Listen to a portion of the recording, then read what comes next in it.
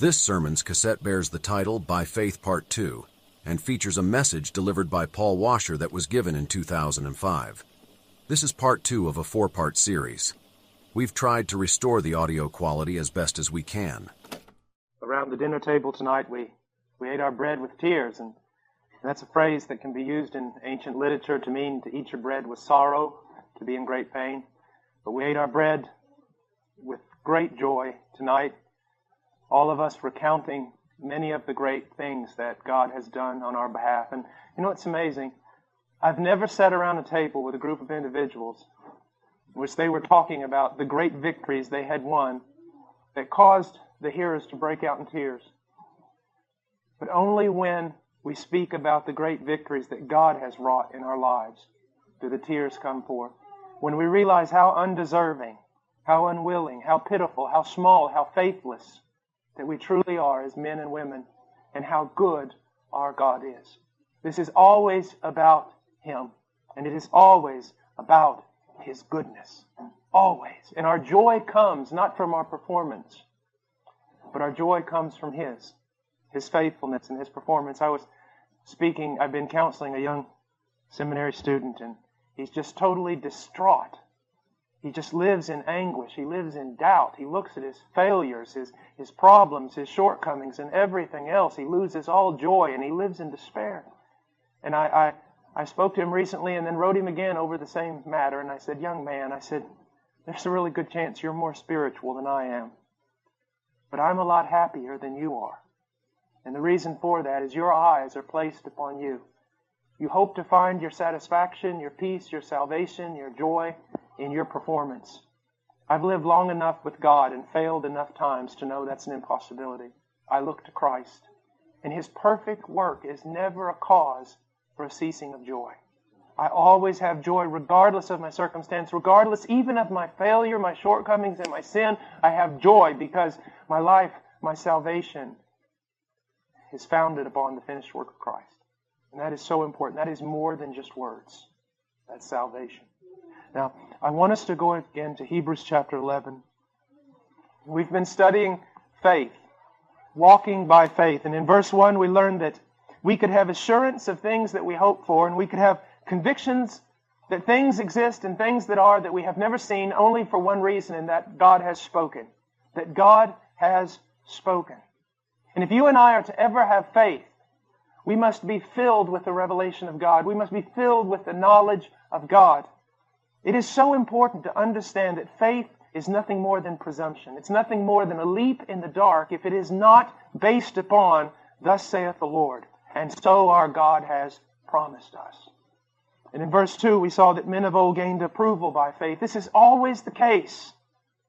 And yet this goes totally against every form of man-centered, man-invented religion. All of that has to do with gaining approval by works, gaining approval by performance, gaining approval by doing this or doing that. But we understand that men of old in the Bible, and women of old, as we will see, they always gained their approval before God through faith, through believing Him. Something very important about this, and something I always tell people, that you will never be anything except a recipient of God's grace. That's all you will ever be. And we reach out, we extend our hands to be recipients of that grace by faith in Jesus Christ. In verse 3, by faith we understand that the worlds were prepared by the Word of God, so that what is seen was not made out of things that are visible. This is such an important statement. If we can believe, if we believe that there is a God, and we believe that this God has such power that He can not only create, but also sustain the entire universe, then is there anything impossible for Him? Is there anything impossible for Him? We wonder sometimes, can I trust God with my family? Can I trust God with my finances? Can I trust God with my children? You trust Him every day with these things, whether you know it or not, because He sustains the very universe in which they exist. And if we come to the conclusion that He can do the most miraculous, which would be to create a universe and sustain it, then every other thing is trite before Him. Every other thing is simple. It's a tiny thing. If I can solve this one question, is there a God? Is He who He says He is? Then everything else is over. I can trust Him. I can trust Him. Now, in verse 4, By faith, Abel offered to God a better sacrifice than Cain. This is very, very important. That his sacrifice was not acceptable because the difference between blood and grain and this and that and every sort of thing. His sacrifice wasn't more pleasing to God because of something that was in it. It was more pleasing to God because it was offered by faith. He truly believed, as we are going to see later. He came to God believing that God was and that God was the rewarder. I can imagine Abel taking his offering it to God in knowledge that he had something to offer because God gave it to him. And that he was giving something back to God, knowing that it was the right thing to do and that God is the rewarder of those who seek Him. Where Cain, on the other hand, is probably thinking, as so many people do, I don't know why I'm having to give this to God. I had to earn it with my own sweat. How many people speak that way with regard to their time, their employment, and their finances? Well, I don't know why I need to offer this to God. I'm the one that had to go out there and earn it. Little do you know, old proud and stupid man, the very breath that you drew every second of every day came from Him. The power, the ability, the intellect, whatever's required to do your job, it came from Him. Abel recognizes, I have something to offer because God gave me something to offer. And Cain's thinking he did it all by himself.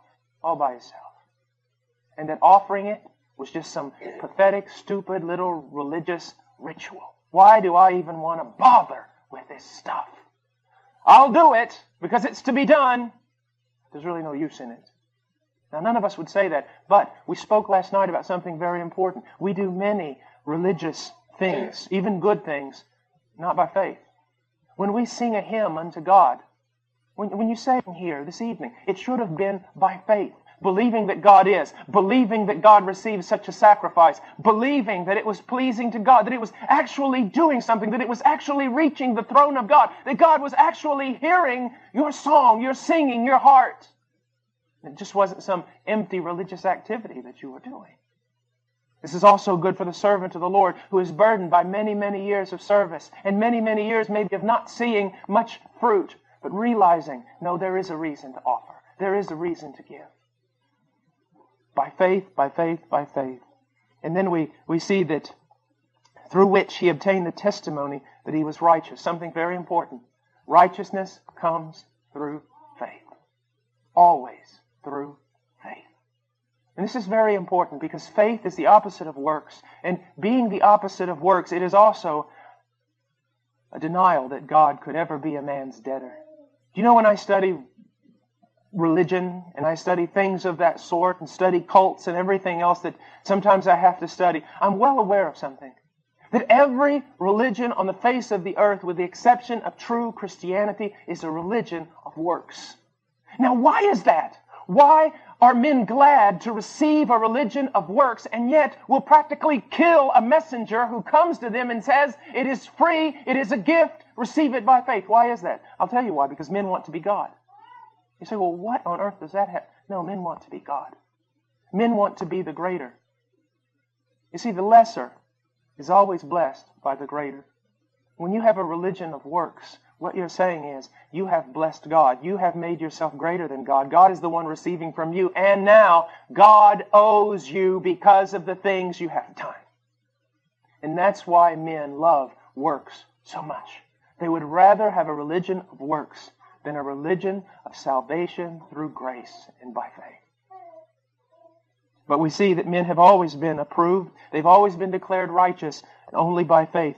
And then it goes on in verse 5, by faith Enoch was taken up so that he would not see death. And we spoke about that last night.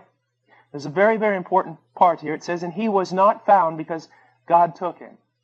I love that. I would like for God to do this to me. You say, well, that's preposterous. God doesn't do that anymore. Where did you read that? God can do it if He wants to. God can do anything He wants to. But I would like that to happen to me. I really would. It would be nice not to die. It says here something very important. He did not see death and he was not found because God took him up, for he obtained the witness that before his being taken up, he was pleasing to God. Now, who witnessed this? God witnessed this. God witnessed and saw that this man was pleasing. Now here's something very important to the carnal Christian. There is no such thing, but people who call themselves Christians, though they live in carnality. Here's something very important. There is a doctrine out there that seems to say that men get saved, yet they never really grow in the Lord. They never have a passion for the Lord. They're always carnal. They never grow in sanctification. But bless God, they're saved. And then when they cross over, they're transformed when they're in heaven, and they become pleasing to God. But look at what it says about Enoch. He was pleasing to God before he was taken up. Before he was taken up, he was pleasing to God. Do you know if you could take away absolutely everything of motivation in the Christian life and just replace it with one thing, if you could just 24 hours a day or every waking moment live with the greatest motivation to simply be pleasing to God. Not to do great things, not to be an important person in Christendom, not to be well known, not to be well thought of, just one thing. I desire only one thing of the Lord, and that is to be pleasing to Him. Not to satisfy self, not necessarily to satisfy others, but to be pleasing to God. That's your one goal. What would that fix? Absolutely everything. You say, well, would it fix my marriage? Yes, it would. Because your problem in your marriage is always trying to please yourself. If you set it upon yourself to please God, then you wouldn't have any problems with that selfishness anymore. You say, will it fix my relationships? Most certainly it would.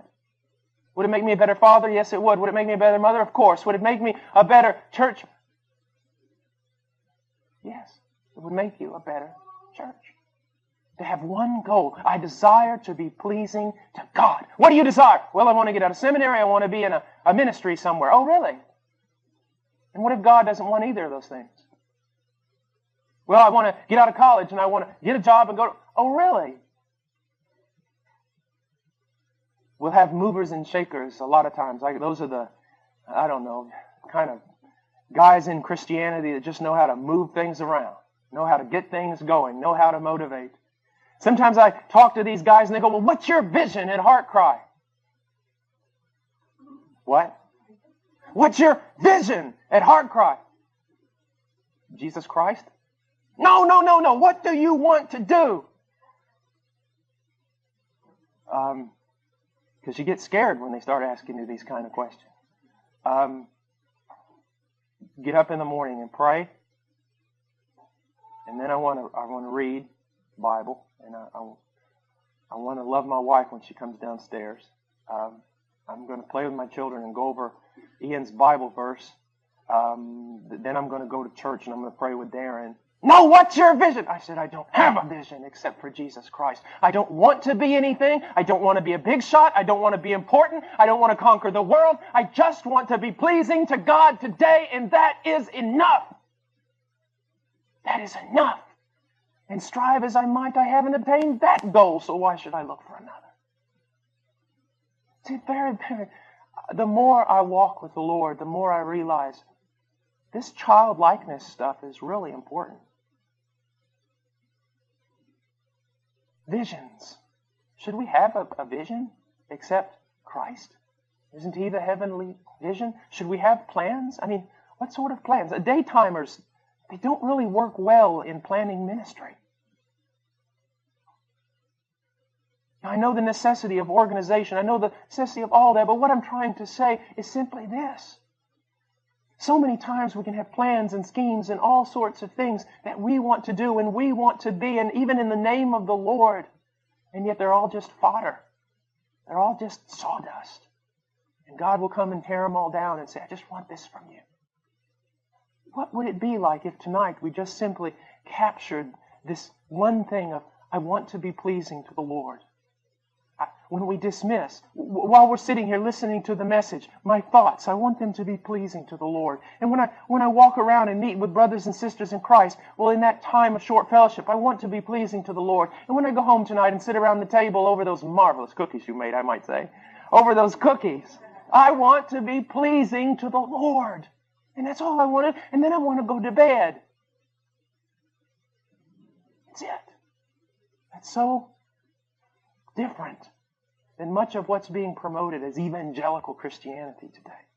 But he was pleasing to the Lord, and he was pleasing to the Lord before he died. This is such an encouragement to me. It is such a great encouragement. Now here's something that I want you to look at. Now, a lot of times when we hear about Old Testament saints and things like that, we canonize them. We make them into people that they weren't. We think too much of men. When I look at Enoch and I think of this man, I think of what was he as a young follower of Yahweh? I mean, how was he? Didn't he probably stumble like me? Didn't he probably grumble like me? Didn't he have all the faults that I have? Wasn't this life of his of walking with God? And I mean, he had hundreds of years to do it. It wasn't a process of growing, but in the end, he was so pleasing to God that God took him. I love what one old preacher said. You've probably heard it 1,000 times, but his explanation of this, I'll never forget. As a little boy, I heard him saying this. He said, well, this is just very simple to explain. Enoch had grown so accustomed to walking with God, they were walking one day and walking, and Enoch just forgot how far he'd gotten away from home, and God looked at him and said, Enoch, we're closer to my house than yours. Just come home with me. I look at this, and I have had the privilege in my life of knowing men like this. Old men and old women, saints of God. And they carry upon themselves this mark.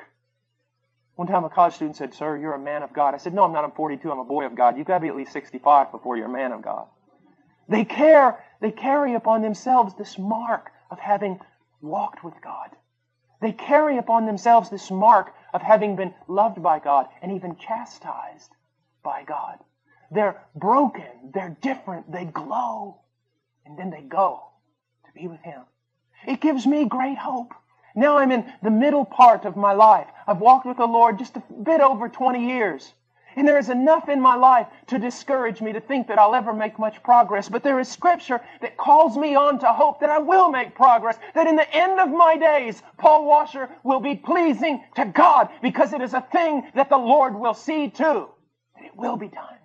And He'll see to it in your life. He who began a good work will finish it. He will finish it. He will finish it. He did that in Enoch's life. He'll do that in ours. Do not become discouraged. Do not become discouraged. By faith, realize that He who began a good work in you will finish it. Now it goes on, verse 6, and without faith it is impossible to please Him. Now why is that?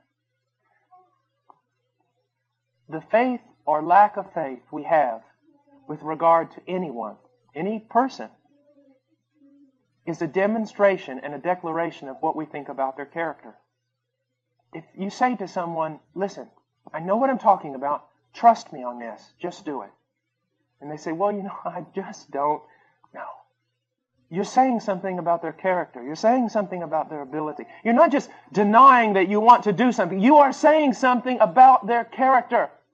It is impossible to please God without faith, because if you do not have faith, you're saying God is not worthy of trust. And that's what we talked about last night, and it's so important. Many people talk about faith and obedience, and they talk about them as two separate entities. In a sense they are, but in a sense they're not. Why do I obey God? Because it's the right thing to do? That's legalism. Why do I obey God? Because I love Him? Yes, Jesus said that. But let's throw in another element here. I obey God because I believe Him. He tells me to walk a certain way. Or He tells you to walk a certain way. You do that not just because obedience for the sake of obedience. You are obeying Him because you believe that what He says is right. When you disobey God, you're looking up at Him and you're saying, as I said last night, one of two things. One, God, you are ignorant. When you do not obey God, you're saying, God, you simply do not understand. You simply don't know how the world is today. You treat God almost like a teenager would teach an old grandfather. Oh, grandfather, you live in the past. You really don't know what's going on today. You really can't understand, and I can't listen to your counsel. That's one possibility. When you disobey God after He has told you to walk a certain way, you're saying, you just really don't know. Or you're saying, God, you know, but you're evil. You know what's right. You know what's best for me, but you don't want to tell me. Because you want to steal my joy, you want to crush my life, you want to take away my freedom. But when God sets out a path before us, as He has in His Word, and we obey it, we're saying, God, I believe that you know everything. And that there is no error in you. And I believe, God, that you are good. There is no darkness in you at all. That what you tell me is the best thing for me, the wisest thing for me, and I will do it because I believe you. When you believe God, or when you do not believe God, you are screaming out what you believe about His character. He's trustworthy, or He's not. He's all-knowing, or He's not. See, that's why disobedience is so vulgar. That is why disobedience is so blasphemous. I said this last night, I want to say it again, because sometimes people who run somewhat in our circles are always talking about the law, as though it was something more important than God Himself, as though it was something that God had to submit to. My friend, disobedience isn't a horrible, terrible, wicked thing just because a rule has been broken. It is because a holy God has been offended. A God worthy of all obedience has not been obeyed. We are declaring that we do not believe Him. We are declaring either that He is evil or that He does not know all things. We are attacking the very character of God. We are offending Him when we disobey Him. And that is why sin is so terribly sinful. So terribly sinful. Now, it is impossible to please God without faith. Now, I want you to think about something.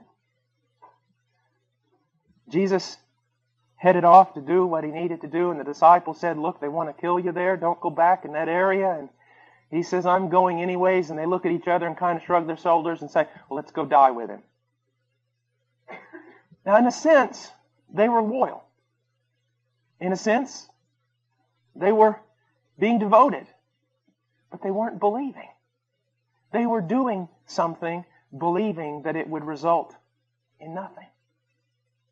You say, what are you trying to say? I'm trying to say that there is I hate to use this word, but there's a real optimism in faith. There is a real optimism in faith. And I know you can take that and do silly things with it, so don't. But there's a sense of being optimistic, that when God has commanded me to do something, there's a reason for it, and there is an end result.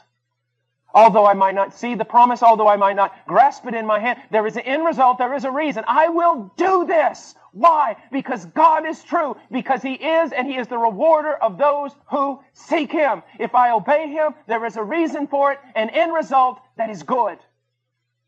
I see so many people that almost treat themselves as though they were martyrs and martyred by God. I'll serve Him for the sake of nothing. I had someone come up to me one time and they said, you just give so much to God and being a missionary and doing all this stuff. And I said, what are you saying? Well, you're just so, humble and giving and full of piety and so selfless. I go, man, you have been reading all the wrong books. I said, you've got it all wrong. He said, well, then why are you in the jungles of Peru and doing all these things? I said, because I studied finance at the University of Texas. He said, what? I said, yeah, I studied, a lot of things like that. I was going to be a lawyer, and I was going to, investments, and I studied all that. That's why I'm doing this. He goes, what are you talking about? I said, I'm talking about investment. That's what I'm talking about. Young person, I'm talking about investment. It has very little to do with piety. It has very little to do with being selfless. It has to do with, do I believe that God is and that He is the rewarder of those who seek Him? I have one life, and as I was sharing to the young people this afternoon, this is not a dress rehearsal. I don't get a second chance. I have one life. Now the question comes down to, how am I going to invest it? If God is, and He is the great rewarder of those who seek Him, then seek Him I shall. I've got two options here. I've got two portfolios. Don't I? I've got Satan, CEO of a company called the world, sending out every kind of advertisement possibly I can be bombarded with to invest everything I have in him. I don't know about you, but if I'm going to do any kind of investment, I'm going to check out the CEO. I'm going to check out the company, and I'm going to check out those who have invested and see how well they are doing. Well, I'm going to tell you something. I've looked at the CEO. He's never kept a promise as long as he has existed in his fallen state. And I've looked at his company. It is in shambles.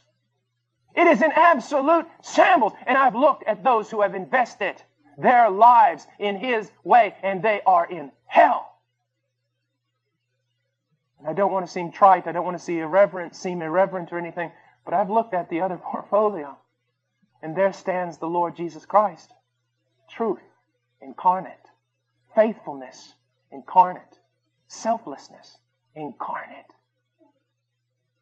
Who's laid down His life on my behalf and offers me a kingdom that will not perish. This has nothing to do with some little missionary and his piety. This has to do with finance. This has to do with investment. How are you going to invest your life? Do you believe that God is and that He is the rewarder of those who seek Him? Do you believe that? Do you believe that this world is passing away? Do you believe that there is a kingdom coming? Do you believe in things that eyes have not seen and ears have not heard? Have you caught a vision of the one who died, yea, rose again from the dead? Have you had a glimpse of His faithfulness? I was very young, very strong. I'm middle-aged. Tomorrow I'll be old. Just imagine right now, if for the last 20-some years I had been an unbeliever and invested my life in this world. Here I am. I'm 42. I'm not going to get stronger. I'm not going to get younger. I'm definitely not going to get better looking. What's happening? I've hit the other side. And if I had invested these last 22 years of my life in this world, as I stand here right now, would I have such joy? No, I would be saying glass half empty instead of glass half full. I would be saying half my life gone, the rest of it, it's just rolling downhill. But you see, it's completely the opposite for me. This candle is going out because the sun is rising. When the sun rises, you don't need candles. I've got max. Who knows? My luck, I'll have to live here till I'm 120. But, 40 more years. 20 in Christ has flown by. 40 is going to go faster. And then I'm there. You say, yes, the end comes. No, the beginning comes. The beginning. The beginning comes. So here's the question. Do you believe that God is? Yes, I do. Well, do you believe that He is the rewarder of those who seek Him? Then seek Him, that He might work out His purposes in your life. Don't worry about the purposes of others, the purposes of God in others, just God's purpose for you. Seek Him. A lot of people today, they don't want to talk about rewards, and a lot of people, that's all they do is talk about rewards. I talk about rewards because the Bible talks about rewards. Now, I don't have a clue as to what they are.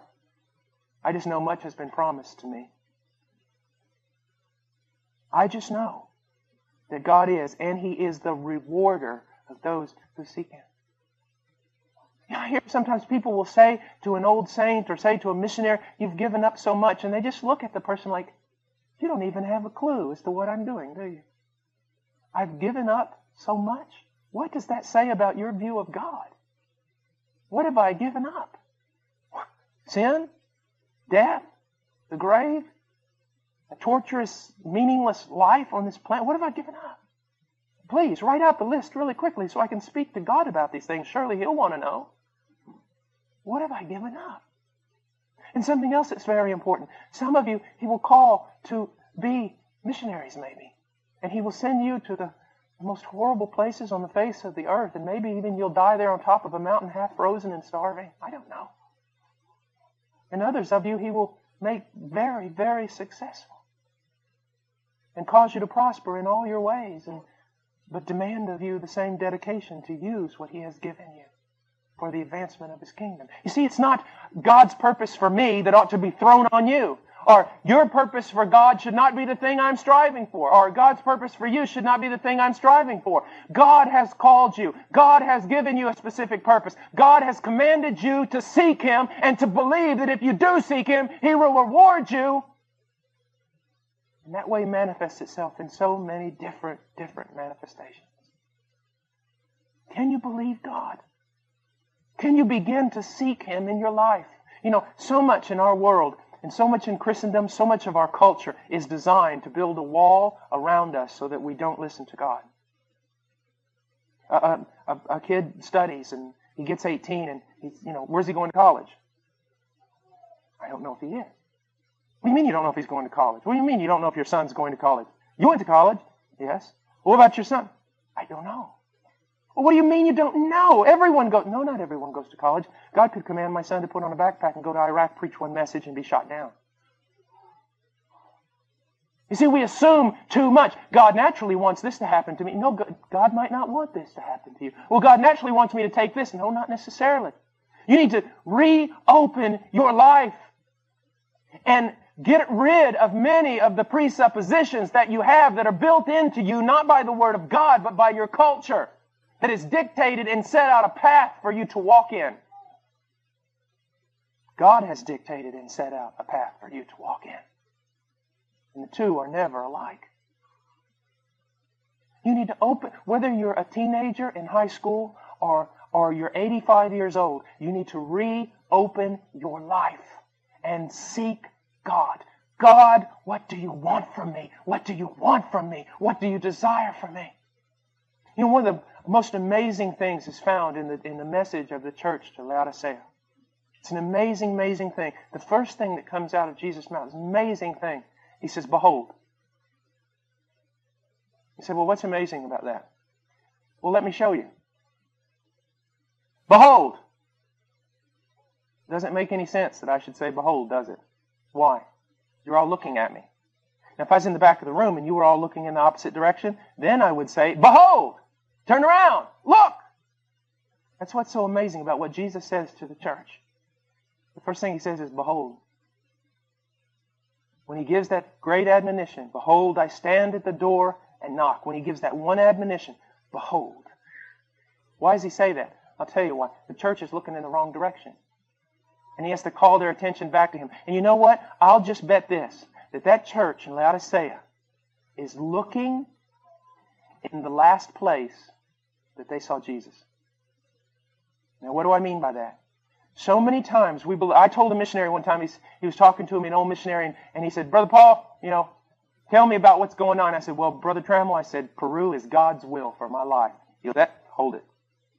He said, Peru is not necessarily God's will for your life. He said, Peru is God's will for you today. And he said, and if you close yourself off from God thinking that Peru is God's will for your life, you could really miss out on what God's going to do in the future. It's the same way with you. Possibly Jesus came to you and said, behold, I want you to do this. And so you started going, but you fall into the trap of this is God's will for my life. And you're missing the fact that maybe now He wants you to go into another direction, or maybe He wants you to run in a different way or do a different thing. And so we always have to be seeking Him, always believing that He is the rewarder, never getting trapped in some spiritual rut thinking, okay, this is what I do, this is what I do. Now God doesn't have to talk to me anymore. We have to believe. We have to believe that He's the rewarder of those who seek Him. And you have to begin seeking Him again if you're not seeking Him now. Every aspect of your life, you ought to seek Him. Every aspect. I don't care what it is. You're going to go buy a pair of socks tomorrow. Lord, I'm going to go to the store today. Need some socks. Give me wisdom. Help me. You ever stand in a mall and just sit there for 4 hours trying to figure out which tennis shoes you should buy? You can't even decide what tennis shoes you should get. How are you going to make major decisions in life without the will of God? Every aspect of our life. I was teaching the young people today. It was young people. I didn't use this word, but I use it often. You're practical atheists.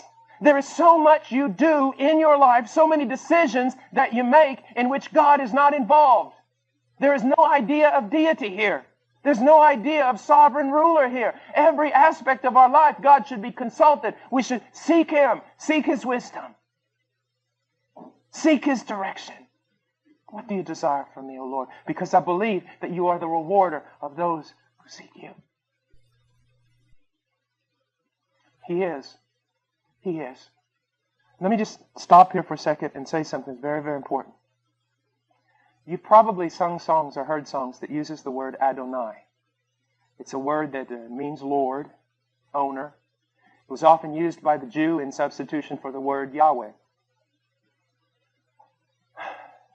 It's one of the most beautiful words in the Bible. And of all the Hebrew words in the Bible that describe a relationship with God, that's the one most dear to me. Because it means owner. Not just Lord, but owner. Adonai actually has the idea of owner of a house. It's the owner. Now, in that relationship, God is the owner and I am the slave. Okay? Now think about this. Because this will set you free if you can learn this. God is the owner and I am the slave. Now, as a slave, slaves actually slavery can be actually very liberating. As a slave, I get up in the morning, I go to bed at night, I have only one concern as a slave, the will of my master. That's it. Think about talk about reductionism, simplifying life. I only have one concern, the will of my master. I get up in the morning, Master, what is your will? Midday, Master, that was finished. What is your will now? Go to bed, right before bed. Master, I'm going to bed. Tomorrow, start again. They say, well, what's great about that? I'll tell you what's great about that. Slaves only have to be concerned with one thing, the will of their master. They don't have to be concerned with what they're going to eat, where they're going to live, who's going to protect them, shelter them, absolutely anything. Why? Because that's the master's job. The slave only has to be concerned with the will of his master, and the master has to be concerned with absolutely every need that slave has. Do you know how beautiful that is? How wonderful that is? They say, what are you saying, Brother Paul? We should all quit our jobs? No. What you've got to learn is Christianity is not worked out just in the context of full-time ministers. Christianity's worked out in the context of every believer. Every believer is a slave of God. I have a doctor in the audience tonight. A doctor, he gets up in the morning. Yes, he's got to look at patients. He's got to do all this stuff. He's got to figure out stuff. But underlying every bit of that is only one thing. What's your will? Well, God says, it's my will that you be a doctor. That you be good at it. But underlying all of that, there's just one question. What's your will? And then what happens? Then God has to take care. It's almost a covenant relationship the word Adonai describes. I have made covenant with God to do one thing, to be His slave and to concern myself with His will. God has made covenant with me to take care of me and my own. And in 20-some years of walking with God, He has never broken His covenant. I have broken mine. He has never broken His. There has never been a time a need has not been met. There has never been a time I have not been cared for. He is the rewarder of those who seek Him. Make this a little pastoral. I was at a church in Barranco in Lima, Peru that was, while I was pastoring it, it grew. It had about 200 people. It was going extremely fast. A lot of things were happening. And a man who was used of God to really be a blessing to me down there, he came to me one day and he was watching all the services and all the activities and everything that was going on. And he walked up. He's like the Apostle Paul of Peru. He's a little bald-headed man. He walked up and he goes, "This is not good, Paul." And I said, "What, Brother Hurtado? What's not good?" "It's not good. You're leading your people into idolatry." And I said, "What do you mean?" He goes, "You're everything for them." He says, "They got a problem. Where do they go?" I said, "Well, they come to me. I'm the pastor." "Oh, I wasn't aware they were supposed to do that, Paul." And he had me helped me to restructure my entire ministry. So, you've got a problem. Where do you go? The pastor? Let's say I'm your pastor, and you come to me with a problem. You say, "Brother Paul, my marriage, I'm having trouble in my marriage. Things aren't going right, and I just need some counsel. I need to know what to do." I say, "Okay. What has God shown you?" "What do you mean, Brother Paul? What has God shown you? In your time of seeking Him in the Word of God in prayer, what has He shown you?" "Well, I came here. I need help." You see what's happened? They have not gone to God. We've developed some popish system that isn't biblical. I say, listen, dear brother, we can't work it this way. Here's what I want you to do. I want you to go home. And I want you to go home for the next week or two, however how long it takes, and I want you to seek God in prayer. I want you to seek Him in His Word, and I want Him to tell you what you ought to do. He says, but I don't even know where to look, Pastor. Oh, well, that's where I come in. I start writing out verses, passages for him. Here. What has He shown you? Well, I just didn't have time to seek. I'm sorry, I can't help you either. Or, Pastor, I've sought, but there's still some confusion. And well, now I can work with you. You've gone to God. You're seeking God. You're believing that He is the rewarder of those who seek Him. It is to take the congregation and to not substitute ourselves and put ourselves in the place of God, but to lead the congregation to run to God with every need, to be there in counseling, to be there to help clear away confusion, to be there to help with doctrinal issues, but to always send the congregation immediately and first of all to God and teach them to learn to seek God and to believe that He is and He's the rewarder of those who seek Him. We have to be very, very careful about the things that we do in church. Very careful. Is to turn to God. To whom do you turn? When you've got problems and different things in your life that are going on, usually we'll confide in a friend even before we'll confide in God. Usually we'll talk to all sorts of people, get all sorts of opinions, but we won't wait upon God. Or we'll cry out to Him for a minute and then become discouraged and immediately get on the telephone. Whatever happened about enduring in His presence and waiting upon the Lord? When the Bible talks about waiting on the Lord, it's usually always in the context of trials and needs and confusion and problems. But we want a quick fix. We want something to happen now. We want to go to a man. We want a king. When we should be seeking the only one. The one who is the rewarder of those who seek Him. I remember growing up early in my Christian walk, being in a church with a tremendous, tremendous pastor. And throughout my life, I've known, my younger life, I had the privilege of meeting men that were tremendous, tremendous men of God. And you know what was so amazing? God never allowed me to enter into any of their inner circles. God never allowed me. He never allowed one of those men to befriend me. He never allowed one of those men to take me under their arm. I always felt like I couldn't figure out, why am I the outcast? I mean, all my friends are discipled by Him. They won't even look at me. And sometimes it was resentment. Sometimes I would get mad. I think, well, what am I? Just some dead dog somewhere? No one wants to help? I knew God was training me. He wanted me to learn to look to Him and to Him alone. He sent me to Peru for years and years alone with no missionary organization, no anything. Just a little church in a cornfield back in Illinois that was willing to send me. Wanted to teach me. Look to me alone. Alone, alone. I'll give you no king. I'll give you no help. I will be your helper. Now, can God use men in mentoring and discipling? Of course He can. Can He use women in mentoring and discipling? Of course He can. Are there a lot of people who influence our lives and help us in our daily walk? Of course, all that is biblical. But when it comes down to it, with everything in your life, whom are you seeking? Whom are you seeking? So many people want second-hand revelation, don't they? Moses, we can't stand to be in the presence of God. You go there and then you talk to us. What a thing they traded off on that day. What a privilege they traded off on that day. Can you go to your pastor for counseling? Of course you can. But to whom should you go first? To God. Because He is, and He's the rewarder of those who seek Him. Before I go into verse 7, I want to iterate something that is of such importance, something of grand importance. I have met missionaries who have given their lives on the mission field. I have met people who have lost it all on the mission field. But if you were to even hint to them that they had somehow given some great sacrifice to God, they would become nauseous. And I mean that.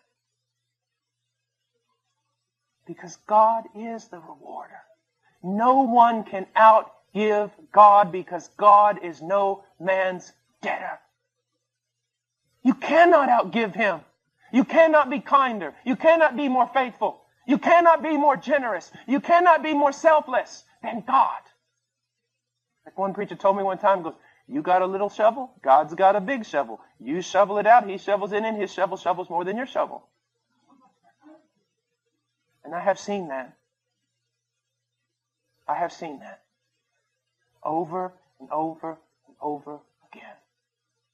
So many stories that I could just right now tell you that God has worked for me. So many testimonies of His faithfulness in our mission. So many times Him coming through at the last hour in unbelievable deliverance. So many times.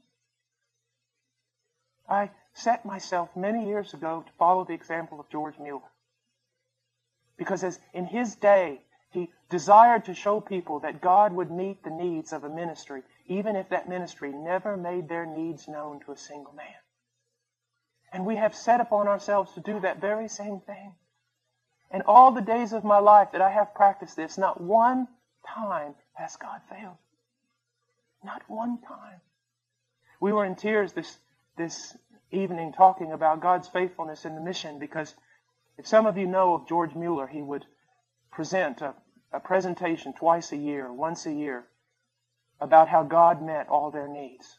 Now, he would never make that presentation when they were in the midst of a trial, because he didn't want people to see that they had needs and then be motivated to give. He would always wait until the trial was totally over and the victory was won. About 2 months ago, for the first time in my life, I sat down in my office and I felt God say, okay, now, write. Tell, write from this day forward of my faithfulness. That was in November. We support almost 90 missionaries and their families. And we tell no one our need. In November, the moment he told me to start writing, support stopped.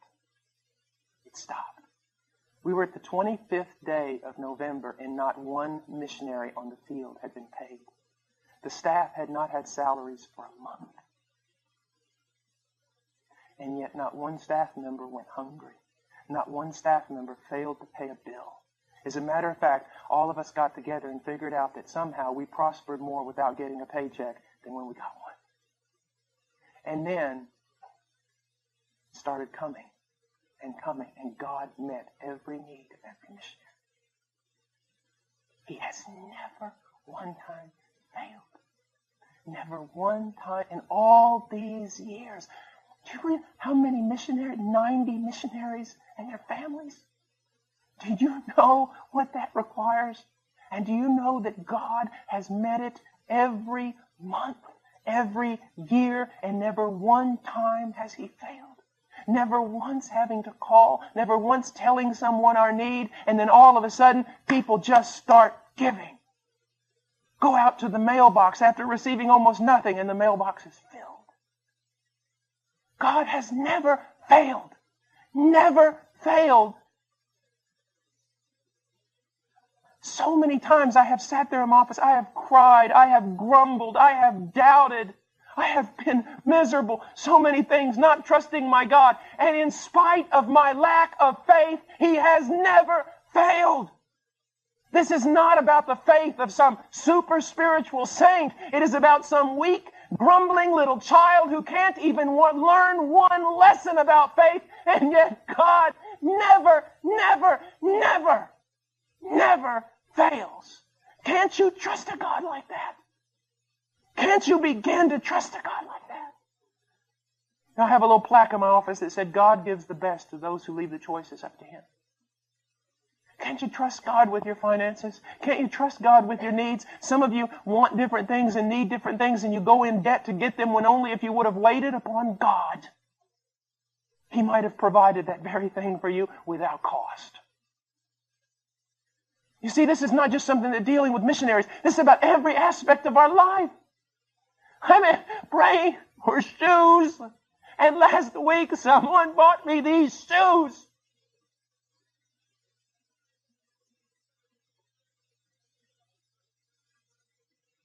Do you see what I'm saying? Every need of yours, lift it up in prayer.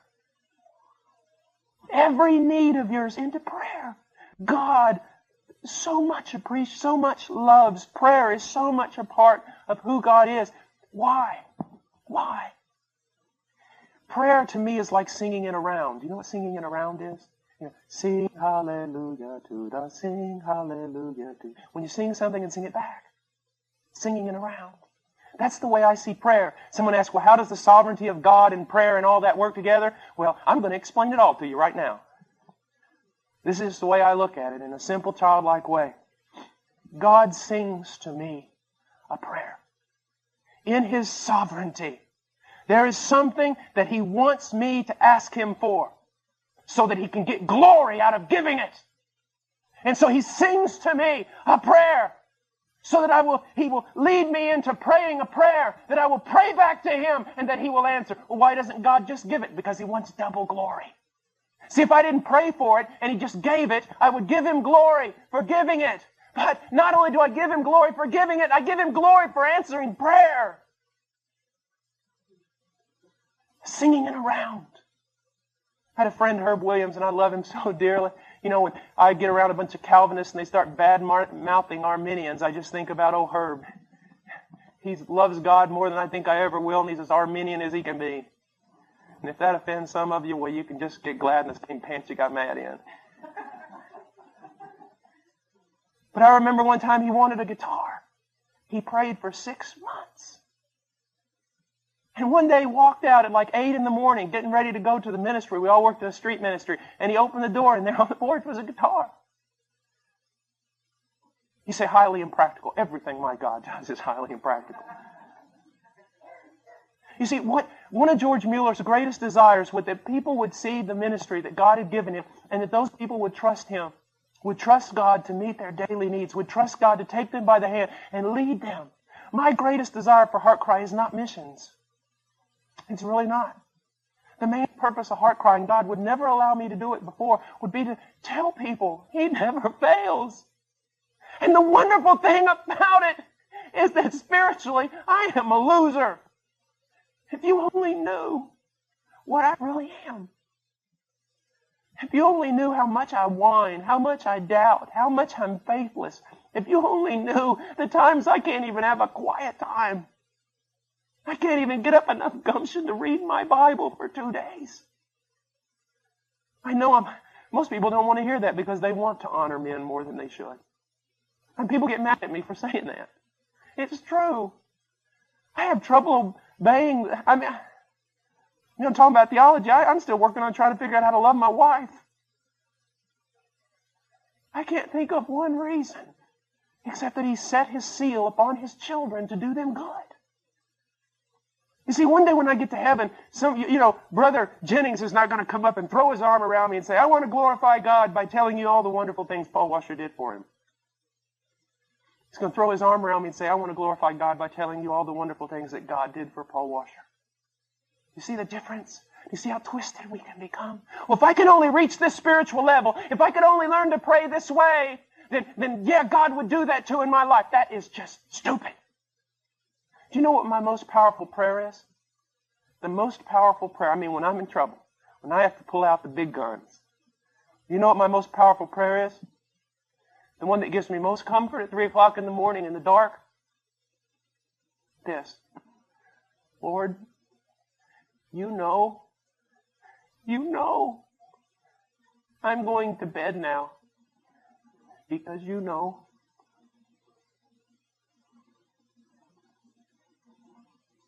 You know. Creep into the bedroom and Chart will wake up and say, how goes it? Woman, He knows. Let's go to bed. Oh, He's no good. I glory. I know this is going to go. Just listen to me before you throw a stone. I glory in my weakness. I glory. I don't want to say in my sin because that just sounds so theologically wrong. But if God can get glory out of my darkness,